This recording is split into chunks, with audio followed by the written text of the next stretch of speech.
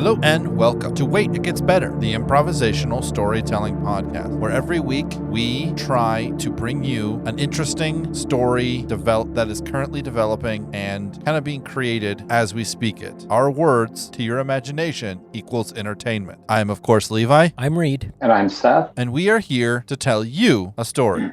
Last time on Wait, It Gets Better, we began this story, and it started with our friend Marius, who was later revealed to be like a computer programmer, getting into an accident, which we found out was intentional by some shady individuals, and his brain was then downloaded into a computer and then being hooked up to a sort of a video game, kind of like a virtual reality style thing, in order to extract information from him. So this week, we're going to add 3 more story elements, and we are going to, with those story elements, expand upon the story. What did you guys have? I have history. And villain. Villain, perfect. I had random insert, so I'll wait for mine. So I think maybe should we do history? Yeah, what I've done here is I'm kind of going to bring up the history of the unreality. What's going on, the history in the world created by the virtual reality game, so to speak. Yeah, for sure. And what you have here is you have this unreality is taking place on kind of 2 levels. You have the one group of people that plug in and go into this world for entertainment and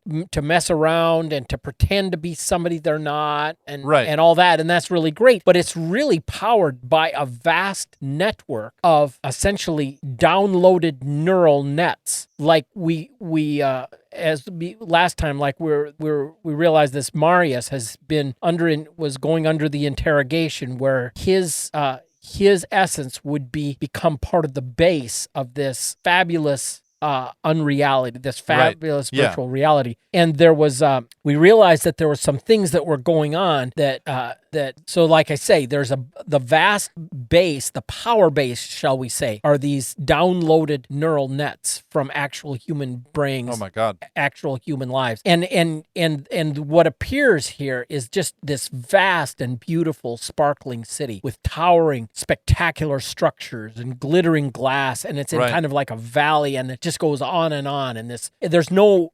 grime or anything that is in this reality. There's no meanness to the streets, so to speak. It's buildings and various things that, there's commerce that has to take place, but there is underground, like subway style movement of goods and services and people. There's individualized rapid transit. You just have a device that you can call up, and an individual bubble will come and it'll just zap you to your next destination. And there's this, it's like, I think of the Jetsons when I was a kid. They had these cartoons with George Jetson worked at Spacely Sprockets, and anyway, they had flying cars and everything, and it was really cool. Well, anyway, if you're in this city, you see these beautiful tall buildings and these structures and these breathtaking like walkways that are spanning open parkland areas, and toward the end of this one city, the buildings get more and more spectacular, and it turns out that there's these kind of palace-like structures that are situated on 3 hills, with the largest being kind of in the middle, and beyond those structures is a seascape, a vast green sea, and the water, it's an ocean like visage. But what is really going on is deep down under these structures that are on the 3 hills, it goes down several levels below grade, and then there is a vast network of rank after rank of warehouse like structures that just happen to be green with green roofs, but they're bubbles. They are watertight structures, and they house all the paraphernalia for keeping the physical bodies in place, and nurtured with feeding tubes and things to take away waste and whatever else is necessary. But they're all hooked up so that their electrical impulses of their physical bodies, they're just rank after rank after rank of these. And what they've done is they've literally flooded this valley that is full of these warehouse-like structures, so that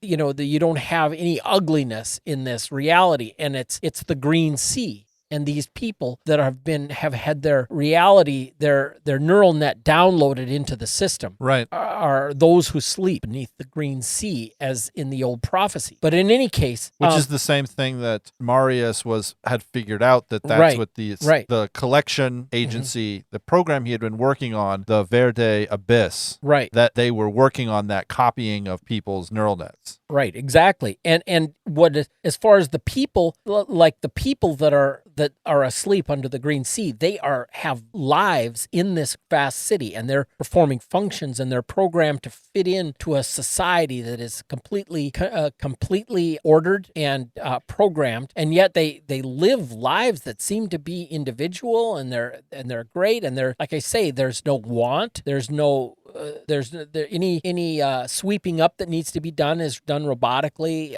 It is you couldn't imagine, everybody has a job, everybody's got to have bank accounts and have to purchase food and, all those things, but this is all going on, and they have in place a history that it wasn't always so, that there were some kind of a struggle of various, shall we say, dynasties, and there were the cruel tyrant types that made their place in the world with slave labor, and the good guys, finally, after great struggle and hardship, vanquished the foes, and now everybody's happy, and the people that are in charge, of course, are the ones that are descendant from the good guys that put order in and rule benignly over this vast new society. And so what they've got is that everybody who's in this reality and doesn't know that they're in a video game, so to speak, they just have this history of things were bad, but now they're good, and then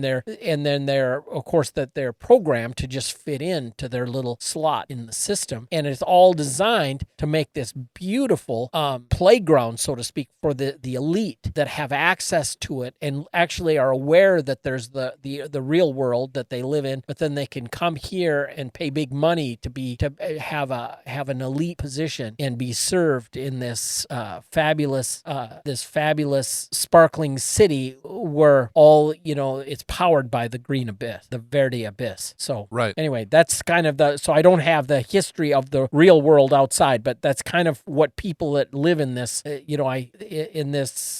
metaverse. That's a good word. Let's call it that. Yeah. Anyway, I called it, I think last time I called it Fantasyland or something like that. Yeah. Well, I would say Fantasyland is just one of the many, there's FPS Land, like Tank World. Yeah. There's these various sort of programs you can plug into and, anyone could buy an access to. But then this place here that you're talking about is kind of like the upper echelon, which is where the Verde Abyss actually has its kind of what's the word? It's actual, not physical representation, but it's like there it is. That's the Verde Abyss. That's the program that's kind of running the system. It's physical. It's metaphysical representation. Yeah. Seth. Yeah. All right. Was this prophecy? No, real fast. I just have a question, because you had prophecy last time. Do you think that this prophecy is for the whole metaverse, like everywhere? So everyone's trying to figure out, or everyone knows about this prophecy, or is it only one kind of game that has this prophecy? Maybe like the one that D'Artagnan is in, or something like that. Maybe for now it's just this one. I mean, because this one seems to be the main focus of what's going on. Right. Unless we want to tie in, like you said, if it's just like a connected, not multiverse, but multiverse, where it's like you plug into, like you said, Tank World or Total Warland or whatever. It's like there's a hub, but then you can kind of go to the different realms. Like, as long as you buy like this one game, you can get the expansion pack that gives you access to all these, different sides, depending what kind of game experience you wanted to play. I would say it'd be something kind of like when you load in and where you just kind of walk around and be social is this city that Reed is talking about, right? You can travel from this city, and take a spaceship into an outer space battle game, or take a submarine down into a submarine game, or take a horse off over the hill, and which would just load into a fantasy. You can take take any of this places anywhere else, but a lot of times people just hang out in this kind of digital city space, right? Which is where people have digital property and people have their houses and people have their jobs. And then it's filled up with people, and some of them are people who are physically working in the city, who have the headsets on or are plugged in or whatever. And some of them, it's people who are, they tell you it's people who are NPCs, just computer AIs. But most of the time, those people are in fact people whose neural nets have been copied, or people who've been, who are dead, who've had like their neural nets copied. And then they kind of represent a bit of the kind of working class. Everyone kind of sloughs them off as a it's like kind of how you ignore NPCs sometimes in it's video like a games. high functioning NPC. Yeah, it's just like, I don't really need to know where you are because I'm like a real person and you're just like a program. No one has really kind of taken the time to like maybe psychoanalyze some of these NPCs and realize that they're like real people who are kind of like being controlled and blocked. Which is interesting. Anyways, because that's all very good and interesting, because it plays right into the villain. Because, perfect. Okay, so the villain is, whether he's the main villain in both worlds or mainly just the one, but he does hold a presence in both worlds. I was thinking in the real world, his name is Daniel, and I would say he's friend / kind of like not friend of Crockett, but like a rival slumlord, maybe not like rival as in like he's out to kill each other all the time, but just kind of like they know each other, or he's involved in that realm of things. But he's very much like a godfather figure. In the real world, his name is Daniel, and his persona in Verde Abyss is Mark, unless we want to think of a different name. I couldn't remember. I think that might be a little bit too close to the hero's name, but that's not Marius, the name he uses in the like VR. Okay. So that goes by Mark in the and in both realms, to a little bit different tune or direction. He holds kind of like a godfather kind of stance. So all in all, like he might brush elbows with was it Crockett in the real world, or Crockett might really know that he's kind of like a godfather with a godfather kind of idea. He's going to be kind and look out for his own, and really generous. But all of it is kind of coming back to, he's going to give you this, but now you owe him. And now it's like, he'll let you work for him, but he won't pay you, but you can stay in his apartment. But now because he's letting you stay there and he's paying all your bills, you gotta give him a little bit of something. You've gotta and so everything he does always kind of just puts people under his thumb in a very altruistic, like, I'm really kind and I'm just doing this to help you. And everything always comes back to really easy to fall into, just kind of getting under his thumb and not realizing it, because he's there to help you. He's going to get you a leg up. He's going to help you along. He's going to get you to a better place. He's going to get you a job. Now he's going to want a compensation from your job. And then if he wants something done, he's going to want you to do it. And then it kind of, before you know it, you're kind of in this subservient realm of his. And one of the things I think he does is he gets some of these people hooked into the Verde Abyss. And I want to say he's friends or he's connected with the people that are doing the neural download. Because what he's got, so kind of like what they're doing with the Neuralink, they're trying to develop the Neuralink thing where it can be tapped right into your own brain. He's got something like that. And basically what it is like, instead of like, he's come to the point where he's like, okay, instead of killing people, because he's the godfather kind of guy. If you do him wrong, he's going to send you to sleep with the fishes, quite, metaphorically, in the sense that he's going to plug you into the Verde Abyss. But then your conscious character that you have in there is linked to his brain. And he doesn't have to necessarily plug in. He can like tap in and out by simply like focusing into that Neuralink kind of thing that he's got. And so he can kind of pop in and out.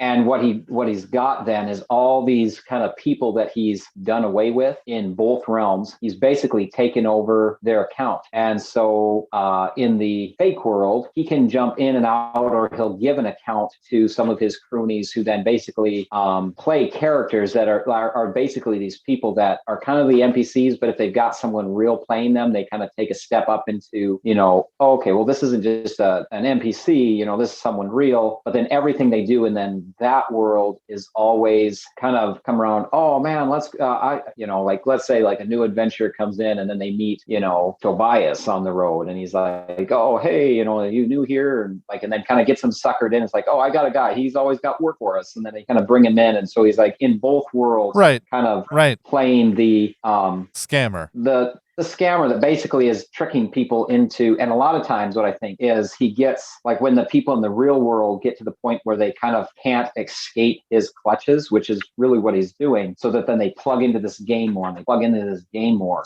And then he plays up capturing them inside the game and putting them under his thumb there as if it's like this escape from him, where then there's this actual kind, guy that's going to help him out, is really, and then, it's right. I can imagine, I can imagine him kind of pioneering and paying, a bunch of engineers or blackmailing a bunch of engineers to basically create hacked like equipment for him that he can like subvert, so he can like force people to play and do certain things for him and gain him in game cred, like creating his own systems and creating his own worlds, to like keep people and like really, really screwed up stuff. That sounds like a really good villain. I think that he could last pretty much throughout the entire story as like, because he's threatening in both the real world and the the VR world.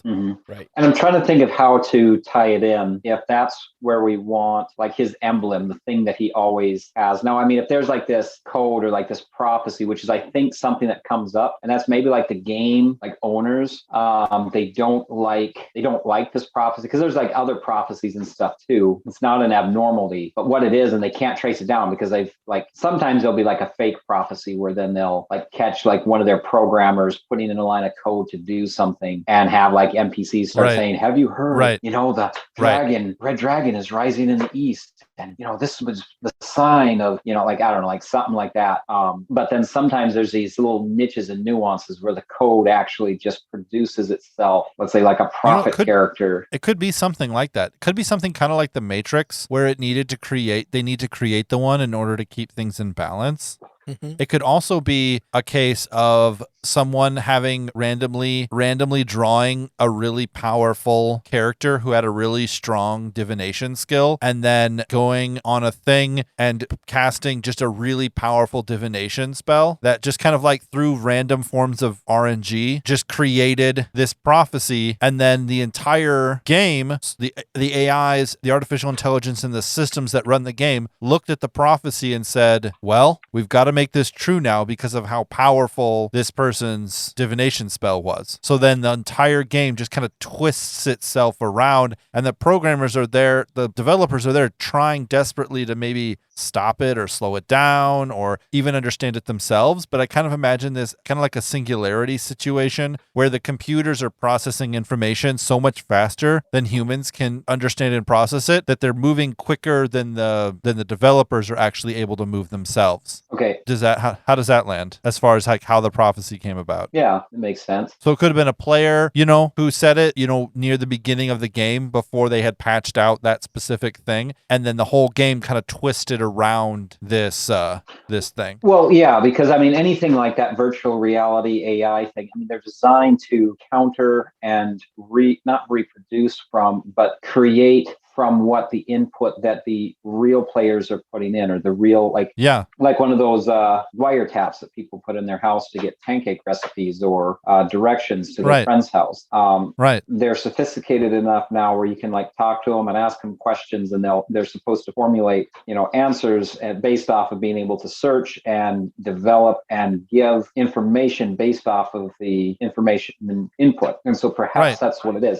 There's nothing that the developers can do about it. And so if you do have, in this case, like one of your wizard or like a prophet type character that is, leveled up his divining skill and like gives something, the game, the artificial intelligent process, I mean, outside the developers, the engineers, the programmers, they can't do anything to stop it because it's already in the works. It's like, what's that movie where they make the stealth bomber? Oh yeah, the really smart stealth bomber that then starts to like hunt them down. Well, hunt them. Well, just like go and like do bombing raids because they get on the internet and it's like they formulate, oh, there's like this mission, that mission, this mission, this mission, and they couldn't shut it down because it had access to the internet. It had access to all these like, I remember it, like, I don't know, it came out in like, probably like 2007 or something like that, where like they were just getting like the PlayStation networks and people were going, or Xbox or whatever it is. And then they'd have like those Call of Duty games. And that's what all it did is it hopped on there. And because it was on there and had the right, let's say, protocol, like, okay, this is a military thing and I have to do military stuff. And so there's like these, terrorists that have taken this, warhead and they're on this path here. And so then they go bomb some caravan, delivering silk because it kind of matches the description from the video game. Kind of like that. So they make the AI and there's nothing they can do to stop. And I think they have to actually shoot the plane down. And so really, that's what popped into my head was like, so they make it to be so intelligent that then, it's their own downfall. Sure, it works and works out a lot of kinks. But then if they get someone like that can realize that they themselves can manipulate the game by the input they put in because if their level is high enough, the game or the program itself will write itself around what they say. So I have another idea here as far as, because I was trying to figure out if the villain here would be the Red Dragon or a different twist. And I don't know if we're ready for a twist or... My random insert is really silly. Okay. So do your weird twist. Okay, so let's hear. So I'm trying to figure it out here. So I think just from an altruistic nature, I think in a sense he half means well. He is the villain to a point, but then the twist is that in the game, like everyone really like respects Mark and his gang and the people that form around him. Like, and he tries to keep it all subtle and all these people because it's like a secret mark. It's like almost like on the court jester, the purple pimpernel. It's like they hide like their mark because they don't want to be found. And he's built this entire thing because in his mind he wants to be the hero, the guy that is the blue sun, the emblem, because he's got all these, let's say, stolen accounts, and his symbol is the blue sun. It's this blue disc with the rays, and it's it's the blue sun. So to fit in with this idea, the prophecy, he's trying to fit himself into the prophecy. And I think what ends up happening is that's the gift. They'll rise in the blue sun. They rise like inside the ranks of the blue sun, and that is the gift, because now that's like a whole army of an inside network that then they're able to use to stop whatever the rise of the red dragon. So even though he's the villain, what he's built is the gift that the people that are locked under the green abyss, the green sea, get and are able to use, take out. So how all that works out, that was kind of the twist. Okay. A little bit. I don't know. Does that settle on people? I think it's interesting that the threat, his rival is too strong a word, but in one of the people he crosses paths in the real world, in the real estate business, he's got these, like you said, somewhat of a slum landlord, and out of these people that are a little bit down and out, he provides them a place to live, but he keeps them like under his thumb so that it's that he has kind of like a built-in recruiting network to get people that can be downloaded into increase his power, his stake in the game. But Marius's wife was wise to it, and they took an apartment in a building that was owned by Crockett and kind of off the grid a little bit. So when they went to get her after they had captured Marius, their home was up for sale and they lost track of her, and she is and Crockett became aware of her because she was weeping, and their child, they realized that Marius has been captured and she's got this key. Well, I don't know. This is getting real curiouser and curiouser, because Crockett is becoming aware that, he's just kept himself aloof and he just did honest business and he just didn't trouble himself with all the political stuff. But now he realizes that he's deep in it, and he's going to have to figure out what's going on. Right. I sort of think that Mark or Daniel is not the red dragon, because I think that the red dragon is more of a result of what a bunch of other people think it is. It's more of the AI sort of creating something. Yeah. That's like what the ultimate thing is. Yeah. The takeover. using the system that they created to literally take virtual control. Right. And And Mark's thing is he's trying to fit himself in as the blue moon. You said the blue moon? Was that what it was? Yeah, the blue sun. The blue sun. And so I have this kind of picture, right, of D'Artagnan coming in and just kind of assuming the role of a scribe or a storyteller, you know? Yeah. And so he just kind of travels around. And at first, you don't really get a lot of pictures of him because he assumes the position of a NPC, right? Because his entering into the world is through the Verde Abyss system, and that's the system that uses people's consciousness as NPCs and supporting programs to sort of keep the thing alive. You said once you actually said artificial intelligence, and I'm not one that is really, I'm too old to be really up on, I almost always get lost in acronyms. When you say NPC, I don't know what that is. Non-player character. So if you're playing a video game, right, and you're walking around and there's just like a guy selling fish, okay, and that's a coded in character, and you can talk to him though and interact with him, he's an NPC. He's a non-player character. An NPC. Okay, and then you talked, another one you brought up was like an RNG. RNG is random number generator. So like when I say something is RNG, that means it didn't come about through like you deciding I want a 20 in this thing. You just came by like rolling a dice. Oh, okay.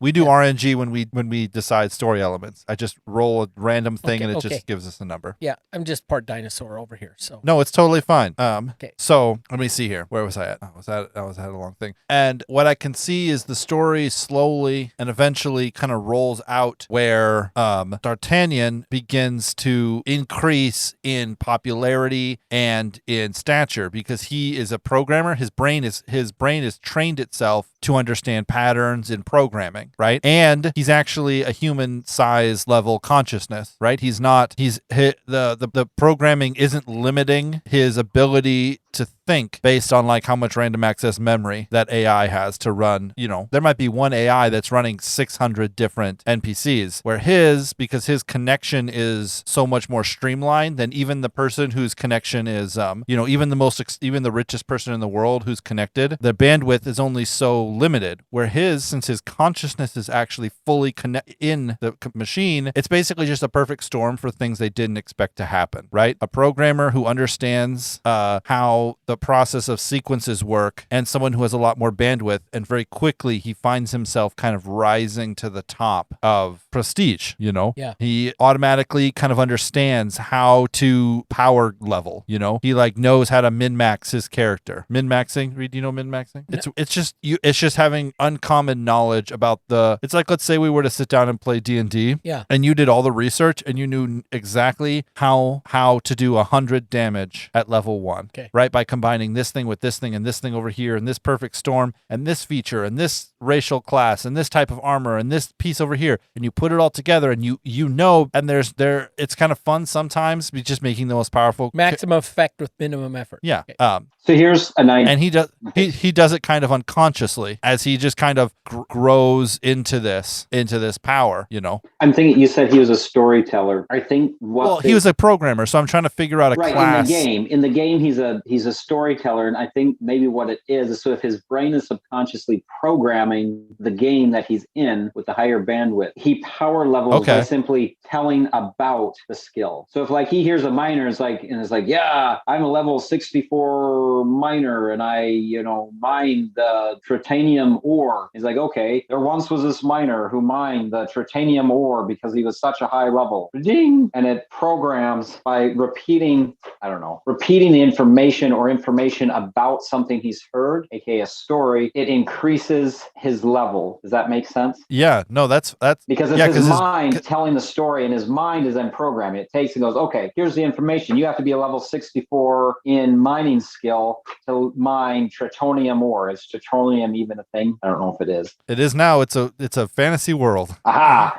All right. And so the game goes, oh, okay, so you've repeated this information, and now I'm writing in as you are saying saying, because it's like, I don't know, not like in a biblical sense, but like in where speech created the world. Let there be. Yeah. And there was. It, as a programmer and connected, not just in a playing, but he's actually connected like in the Verde Abyss. So he's actually connected to the AI side of it. So in his speech with his mind, that is the programming aspect. It's reading his mind, and how he says it, it creates what he says. Now, and it then programs and writes his character. So if he tells of a brave knight that defeated a dragon and, slew him with, this powerful sword and was able to wield it, he like increases his, agility and Yeah, I like that. And I would say that he starts to kind of rise up and be like this kind of crazy powerful person in fantasy world. And then somehow he makes it back into the main area where there are no skills or anything. So no one looks at him and says, oh, he's D'Artagnan, the super powerful,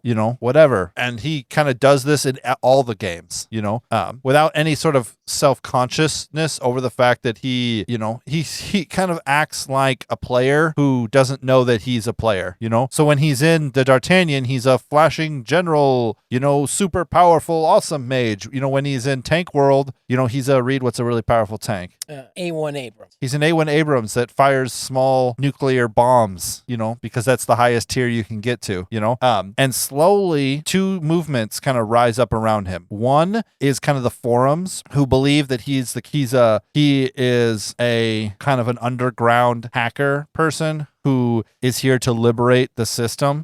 He's like, everyone's like, clearly he's cheating, because he levels up quicker than everyone else. And so people start to gather around him, but then there's also a lot of speculation around the system of like, is he something to do with the prophecy, because he's rising up. And I would say that this kind of thing goes on for about a year or so, right? And he's kind of like doing all these things. And then finally someone contacts him someone starts to basically call into question about, are you a human? Are you alive? You say that I am. Yeah, no, but you know what I mean? Like they start calling him into question, like maybe this is something that Crockett and his wife cook up to try and wake him up because they find out who he is, or a group of people who want his help, in liberating this idea. The people he talked to, the people he spoke with, that night before his accident, they figure out who he is. And so then they, challenge him in the fantasy world to like a jousting tournament or a super hard quest, or they do something to try and like get his mind to start thinking about whether or not if he was a human, because right now that part of his brain is turned off. He's just in whatever world he's in. That's the reality that he exists in. So the random insert is that, Reed, you're getting all ready to write this down as if it's going to be good.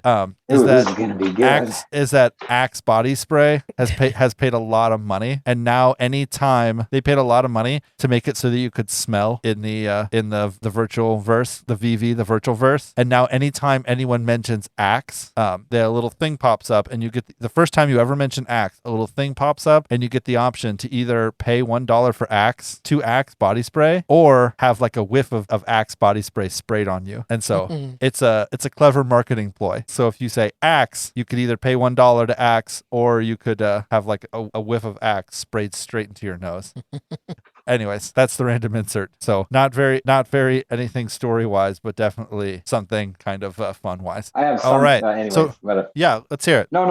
It's for after we're done recording. Okay. So do you feel like we made enough progress in this so far? So let's kind of go over what we have established. We established that there's like this middle verse, where the ocean is and the three hills are. So we know where the 3 hills are. Yeah, they're in the real world too. Gotcha. Yeah, because the vast subterranean under the water network of these green structures that house all the bodies and everything.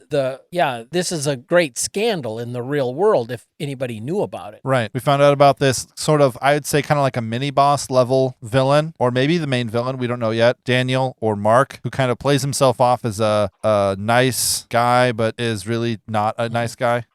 And now our hero has been sort of going on like this for a year or so, but is finally starting to doubt if what he knows to be real, the game, fantasy world and tank world and, FPS land are actually real or if there's something else. Right. Ladies and gentlemen, thank you so much for joining us for this multiple part series of Wait It Gets Better. If you like this new format that we're trying out, send me a text message. Don't send me a text message. I'm not going to give you my number. Send me an email at waititgetsbettercast@gmail.com. You can type it out on your phone. That's fine. If you want to instead just send me a thing on Twitter, it's @GetsBetterCast. If you want this story to start picking up and turning into something that's actually interesting, I would say just wait. It gets better.